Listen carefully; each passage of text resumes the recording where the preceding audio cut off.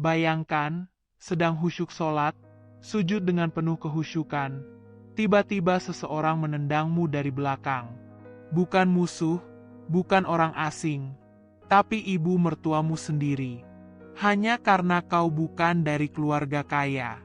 Itulah kenyataan pahit yang harus dialami Farhan. Seorang menantu yang hanya ingin menjadi suami yang baik, tapi justru diusir, dihina, bahkan ditendang saat sujud. Namun siapa sangka, jalan hidup berputar. Air mata, luka, dan kesabaran Farhan perlahan membawa keajaiban yang tak pernah ia duga. Jangan skip video ini. Cerita ini bukan hanya tentang luka dan penghinaan, tapi juga tentang kekuatan cinta, perjuangan, dan balasan indah dari kesabaran. Tonton sampai akhir, karena di penghujung kisah, ada momen yang akan membuat hati kamu tersentuh dan mata berkaca-kaca. Mari kita mulai ceritanya. Namanya Farhan. Pemuda sederhana berusia 28 tahun yang hidupnya jauh dari kata mewah. Ia tinggal di sebuah kampung kecil di pinggiran kota Tegal, Jawa Tengah. Bekerja sebagai sopir freelance dan sesekali menjadi pengemudi ojek online jika sedang tidak dapat job tetap. Kehidupannya digerakkan oleh semangat dan rasa tanggung jawab yang tinggi. Ayahnya sudah lama meninggal, sementara ibunya hanya seorang penjual sayur keliling yang sudah tak sanggup lagi mengangkat bakul dagangannya. Farhan tumbuh dalam kondisi serba kekurangan, tapi hatinya tak pernah kekurangan syukur. Ketika pertama kali bertemu Aisyah, gadis lulusan universitas ternama yang kini membuka butik online di rumahnya, Farhan sama sekali tidak menyangka bahwa pertemuan itu akan menumbuhkan benih cinta. Aisyah adalah gadis mandiri, pintar, dan memiliki sikap rendah hati yang memikat. Namun yang tak banyak orang tahu, Aisyah adalah anak dari pasangan pengusaha sukses yang memiliki rumah makan terkenal di kotanya. Mas Farhan beda dari laki-laki lain, kata Aisyah suatu hari kepada sahabatnya. Dia nggak memamerkan apapun, tapi justru tulus dari hatinya. Setelah beberapa bulan berkenalan dan saling mengenal, Farhan memberanikan diri melamar Aisyah. Ia tahu risikonya besar. Ia bukan siapa-siapa, sementara Aisyah adalah putri dari keluarga terpandang. Ia mendatangi rumah Aisyah dengan membawa ibu dan 2 orang tetua kampung sebagai saksi lamaran. Tapi seperti yang sudah ia duga, sang ibu mertua, Bu Erlin, menolak mentah-mentah. Maaf, saya nggak bisa terima anak saya dinikahi oleh laki-laki yang tidak punya masa depan, kata Bu Erlin tajam. Suasana berubah dingin seketika, tapi Aisyah bersikeras. Bu, aku sudah dewasa. Pilihan hidupku biar aku yang tentukan. Aku yakin sama Farhan. Meski dengan berat hati, akhirnya Bu Erlin mengalah karena melihat Aisyah tidak bisa dibujuk. Tapi itu bukan berarti restu sepenuhnya diberikan. Sejak awal pernikahan, sikap ibu mertua pada Farhan terasa seperti tembok dingin. Tak ada sapaan ramah, tak ada senyuman tulus. Setiap hari Farhan berusaha bersikap baik, berharap akan ada celah agar ia bisa diterima. Ia sering pulang lebih cepat hanya untuk membantu membersihkan halaman rumah. Assalamualaikum, Bu. Mau saya bantu angkat galon atau belanjaan? Ucapnya suatu hari sambil tersenyum. Tapi jawaban yang ia dapat hanyalah pandangan sinis. Lalu pintu ditutup begitu saja. Tak hanya itu, sikap merendahkan juga datang secara halus, namun terasa sangat menusuk. Ketika ada tamu datang, Bu Erlin sering berkata, Aisyah itu lulusan sarjana, sayang banget ya, masa suaminya cuma sopir.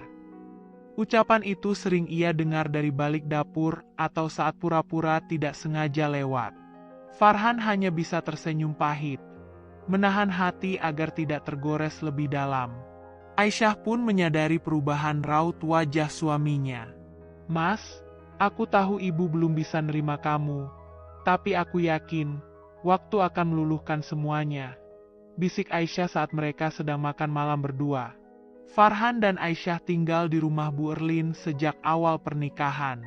Keputusan itu terpaksa diambil karena tabungan mereka belum cukup untuk kontrakan sendiri.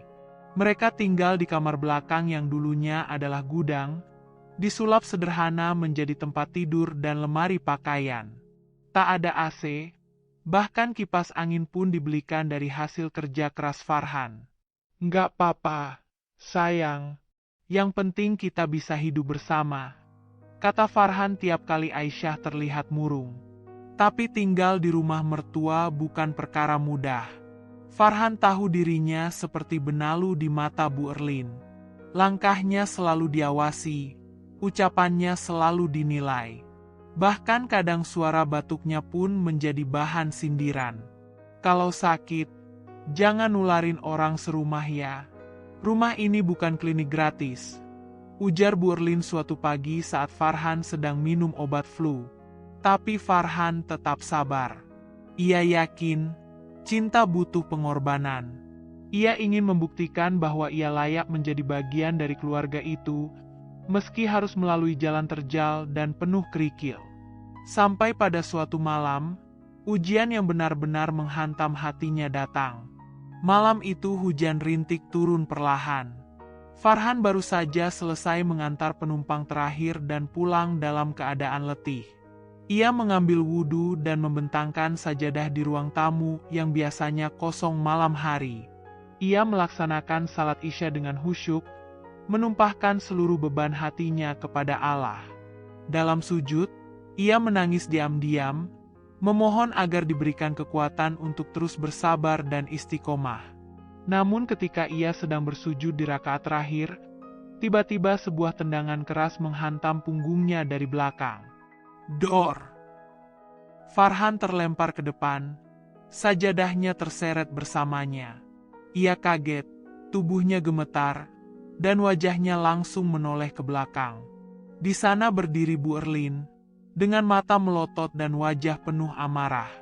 "Berani-beraninya kamu sujud di ruang tamu ini, seolah-olah ini rumahmu. Jangan mentang-mentang sudah tinggal di sini lalu kamu merasa punya hak," teriaknya. Farhan tak sanggup berkata apapun. Ia masih duduk di atas sajadah yang kini tergulung separuh. Aisyah yang sedang berada di dapur langsung berlari ke ruang tamu saat mendengar suara teriakan dan suara tubuh jatuh. "Ibu, apa yang ibu lakukan?" tanyanya panik. Melihat Farhan terduduk dengan wajah tertunduk, ia langsung menghampiri suaminya dan memeluknya.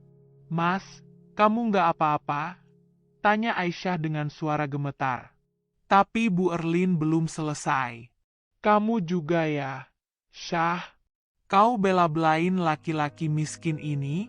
Kalau kau lebih pilih dia daripada ibumu sendiri, silakan angkat kaki dari rumah ini." Farhan menunduk, bukan karena takut, tapi karena ia sedang berusaha keras menahan air mata. Bukan rasa sakit dari tendangan yang menyakitinya, melainkan luka batin karena dihina saat sedang menyembah Allah. "Ya Rab, apakah ini bentuk ujian MU? Di saat aku sedang beribadah, aku justru ditendang dan diusir seperti anjing liar," batinnya lirih. Aisyah mencoba menjelaskan pada ibunya, "Bu, Mas Farhan cuma salat, dia nggak ganggu siapapun." Tapi Bu Erlin tetap keras kepala. "Kalau mau salat, salatlah di tempatmu yang layak. Jangan di rumah orang kaya seperti ini," ucapnya dengan penuh penghinaan. Malam itu menjadi titik balik yang tak akan pernah dilupakan oleh Farhan dan Aisyah. Setelah kejadian ditendang saat salat, Farhan tidak banyak bicara. Ia hanya masuk ke kamar, duduk di pojokan ranjang sambil memegang tasbih kecil yang biasa ia bawa di saku jaketnya.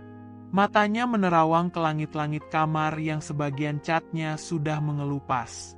Aisyah duduk di sampingnya, masih syok dengan apa yang dilakukan ibunya sendiri. "Mas, aku minta maaf," ucap Aisyah lirih. Farhan menoleh dan menggeleng pelan. "Kamu nggak salah, sayang. Aku cuma nggak menyangka. Bahkan saat aku sedang salat pun, aku tetap dianggap hina." Aisyah memeluk suaminya dengan erat. Aku nggak tahu lagi harus bagaimana. Mas, aku udah coba yakinkan ibu, tapi hatinya terlalu keras. Farhan mengusap air mata di pipi istrinya. Ia menahan tangisnya sendiri agar terlihat kuat, walau dalam hati ia terasa hancur berkeping-keping. Mungkin kita memang gak pantas tinggal di sini. Aku udah cukup bersabar, Syah. Tapi kalau ibumu merasa aku najis, lebih baik aku pergi. Aisyah langsung menoleh dengan tegas. Kalau Mas pergi, aku ikut. Aku gak akan tinggal di rumah ini kalau Mas diusir. Ucapan Aisyah membuat Farhan merasa lebih kuat, walau ia tahu keputusan itu bukan hal mudah.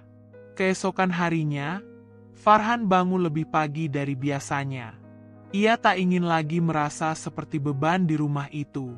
Diam-diam ia mulai mengemas barang-barangnya. Hanya satu koper kecil berisi pakaian dan sedikit buku. Aisyah yang terbangun mendapati suaminya duduk di lantai sambil melipat baju dengan pelan. "Mas, jadi kita pergi?" tanya Aisyah sambil duduk di sebelahnya. Farhan mengangguk pelan. "Aku nggak bisa salat dengan tenang di rumah ini, Syah. Aku takut kalau sabarku habis, malah jadi dosa." Tepat saat mereka bersiap keluar kamar, Bu Erlin sudah berdiri di depan pintu dengan kedua tangan menyilang di dada. "Mau kemana kalian? Baru dibilangin semalam, sekarang mau kabur?" ucapnya ketus. Aisyah mencoba bersikap tenang. "Bu, kami nggak kabur. Kami cuma mau tinggal di tempat lain. Aku nggak mau Mas Farhan terus-terusan diperlakukan seperti bukan manusia." Bu Erlin mendengus. "Bagus. Memang begitu seharusnya. Jangan bawa-bawa beban hidupmu di rumah ini." Farhan hanya menunduk. Ia tak ingin memperkeruh suasana. Ia menggenggam tangan Aisyah dan melangkah pergi dengan tenang. Hari-hari pertama setelah keluar dari rumah mertua begitu berat. Farhan dan Aisyah menyewa kamar petak di sebuah gang sempit di pinggiran kota. Ukurannya kecil, hanya cukup untuk satu kasur busa, satu kipas angin, dan lemari plastik seadanya.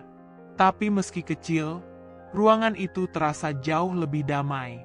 Tidak ada sindiran, tidak ada tatapan merendahkan, dan yang paling penting, tidak ada larangan untuk beribadah. Setiap malam, Farhan melaksanakan salat dengan khusyuk, bahkan sering menangis dalam sujud panjangnya. Ia memohon agar hatinya tetap lembut, agar tidak tumbuh benci pada mertuanya. Aisyah pun memulai kembali usaha kecilnya dari rumah kontrakan itu.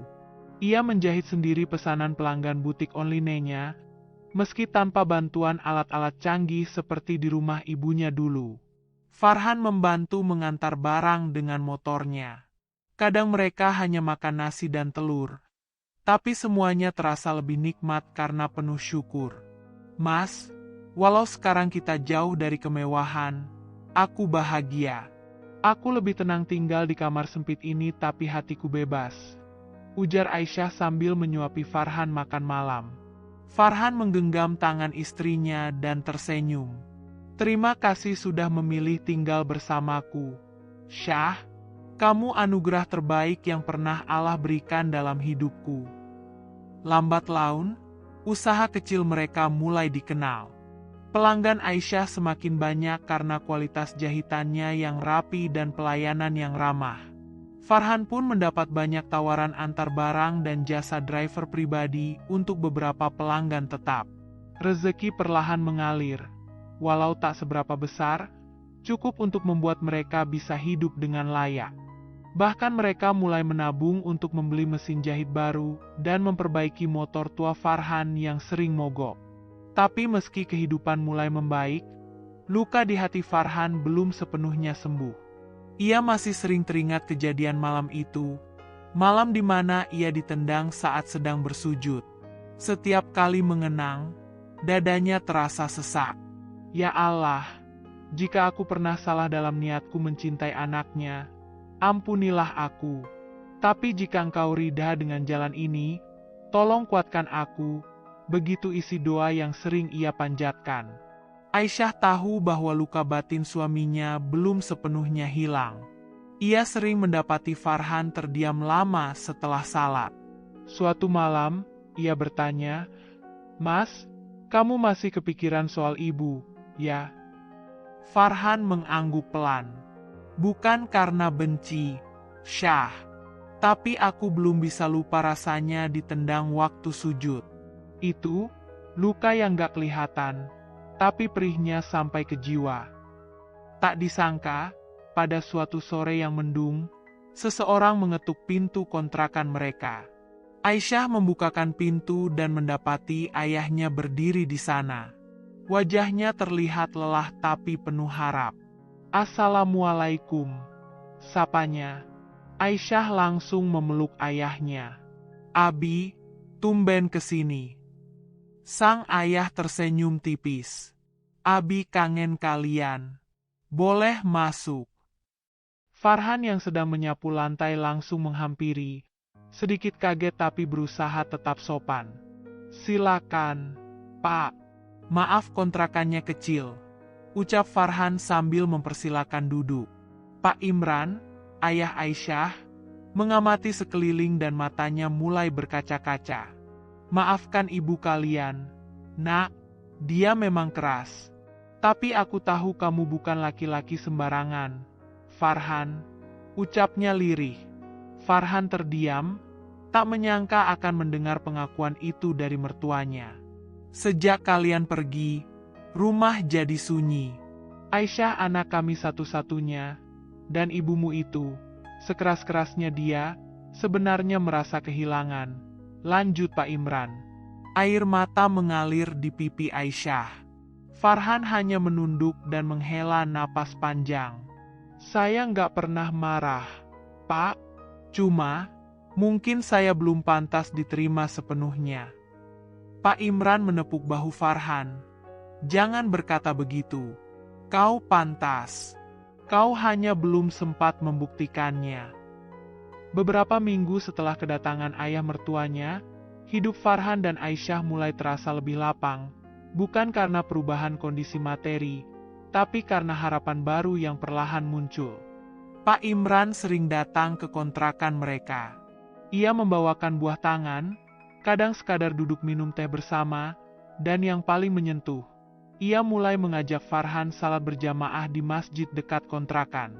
Saat pertama kali ajakan itu datang, Farhan hampir tak percaya. "Saya? Sama bapak?" tanyanya pelan. Pak Imran hanya tersenyum. "Siapa lagi?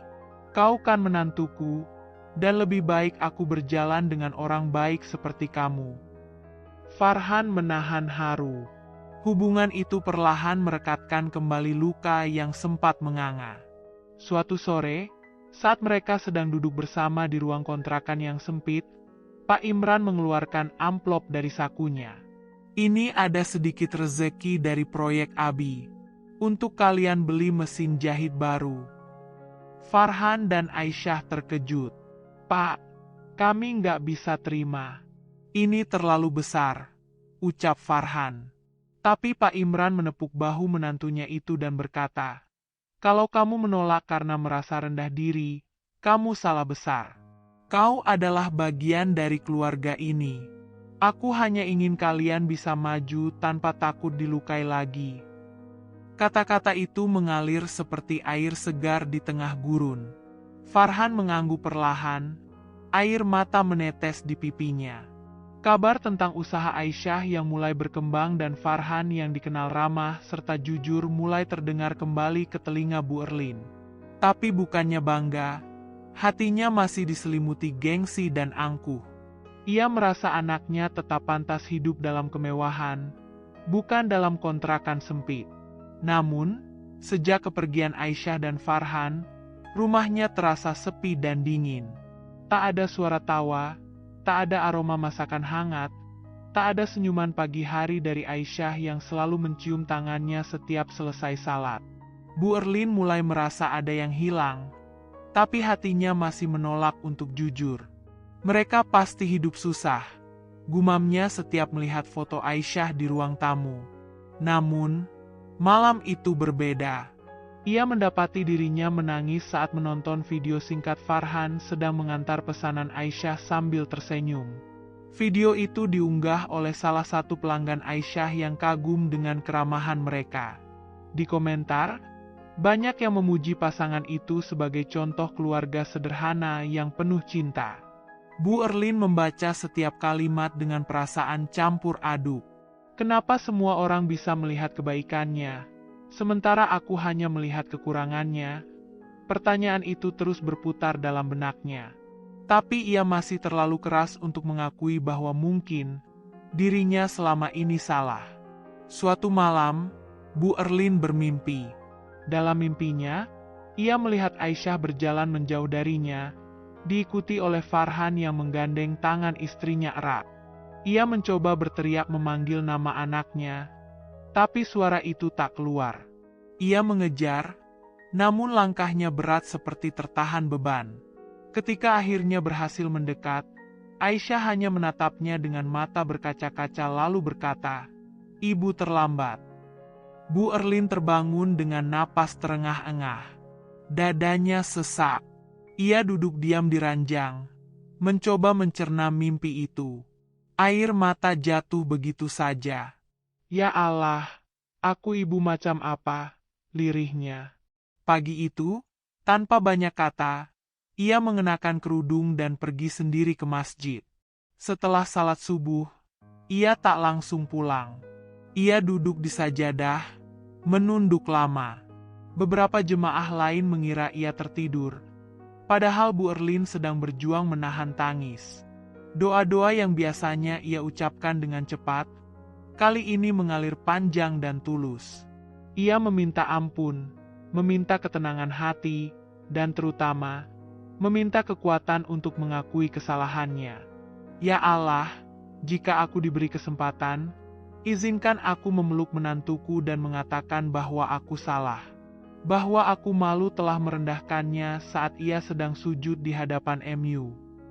Beberapa hari kemudian, dengan langkah yang masih berat, Bu Erlin memutuskan datang ke kontrakan anaknya. Ia tidak membawa apa-apa kecuali hati yang mulai luluh. Saat sampai, ia berdiri cukup lama di depan pintu. Tangannya bergetar saat hendak mengetuk. Dari dalam terdengar suara tawa kecil Aisyah dan Farhan yang sedang bercanda. Itu membuat hatinya semakin nyeri.